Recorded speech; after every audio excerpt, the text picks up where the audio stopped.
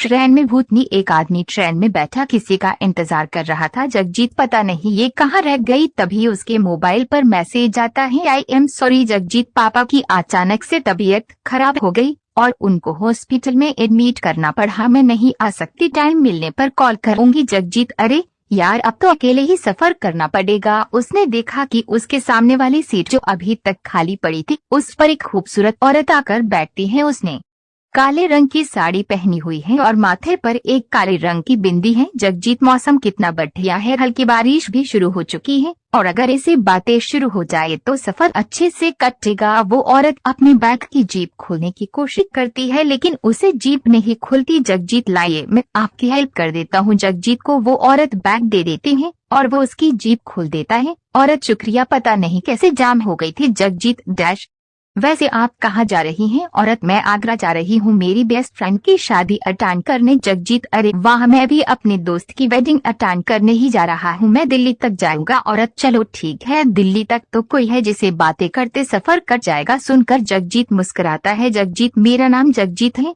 और आपका? औरत मैं डायन हूँ। सुनते ही जगजीत अचानक से डर गया। जगजीत डॉलर डॉलर डॉलर डायन औरत है, अब तो डर ही गई, मैं तो मजाक कर रही थी, मेरा नाम असल में विभा है। सुनकर वो अपने मुंह से हवा छोड़ता है, वो चैन की सांस लेता है। जगजीत आपने तो मुझे डरा ही दिया था, ट्रेन अब चलने वाली ही होती है। उसी टाइम सुनैना आती है और अचानक से उस औरत के बराबर में जगजीत के सामने बैठ जाती है, जिसे देखकर जगजीत खुश भी हो जाता है और चौंक भी जाता है। जगजीत अरे तो तुमने मैसेज किया था कि तुम नहीं आ सकती। सुनैना अरे वो तो मैंने बस एक छोटा सा मजाक किया था। जगजीत तुम भी ना मजाक में कुछ भी बोल देती हो। ट्रेन तेज रफ्तार से चलने लगती है। जगजीत ने उन दोनों का इंट्रोडक्शन करवाया और तीनों बातें करने लगे। तभी एक अधेड़ उम्र का आदमी आता है और चिल्ला कर कहता है, बूढ़ा आदमी आज अमावस्या की रात है, आज की रात इस ट्रेन में डायन घूमती हैं, सब अपना ध्यान रखना। कहकर वो आगे चला जाता है। ट्रेन में बैठे सभी लोग एक दूसरे से कुछ ना कुछ बोलने लगते हैं। जगजीत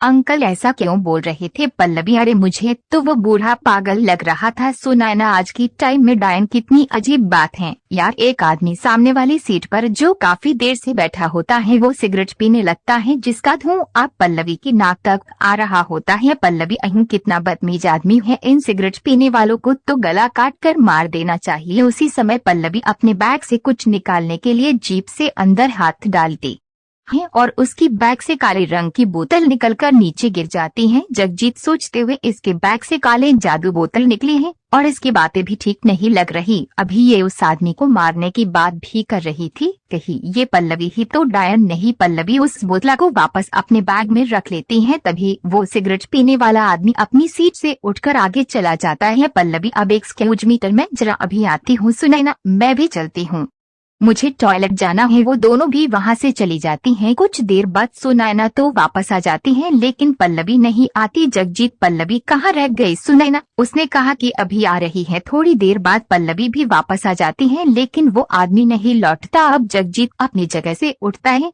और वो पीछे टॉयलेट तरफ जाता है। वो देखता है सिगरेट पीने वाला आदमी गेट के पास मरा पड़ा है। जगजीत चुपचाप टीटी के पास जाकर उसको सब कुछ बता देता है। तभी सामने से दरवाजे की तरफ पल्लवी आती नजर आती है। पल्लवी क्या बात है जगजीत, आप यहाँ क्यों रुक गए? उसकी नजर उस आदमी पर पड़ती है जो दरवाजे के पास मरा पड़ा है। जगजीत टीटी से कहता है, यही है, इसी ने इसको मारा है, ये डायन है। पल्लवी आप क्या कह रहे हैं? जगजीत और टीटी दोनों मिलकर उसको पकड़ते हैं और उसके हाथ पैर बांधकर वही टॉयलेट में उसको बंद कर देते हैं। टीटी इसके बारे में किसी को नहीं बताना वरना ट्रेन में भगदड़ मच जाएगी, अगले स्टेशन में हम इसको पुलिस के हवाले कर देंगे। जगजीत वापस सुनैना के पास जाकर उसको सब कुछ बता देता है। सुनैना अच्छा हुआ तुमने उसको बांधकर टॉयलेट में बंद कर दिया, वरना पता नहीं वो और किस किस की जान ले लेती। सुनैना सामने देखती है तो टीटी आता हुआ नजर आता है। वो उसको देखकर ना जाने क्यों चली जाती है। सुनैना अगर मैं जरा अभी आती हूँ। जगजीत सोचने लगता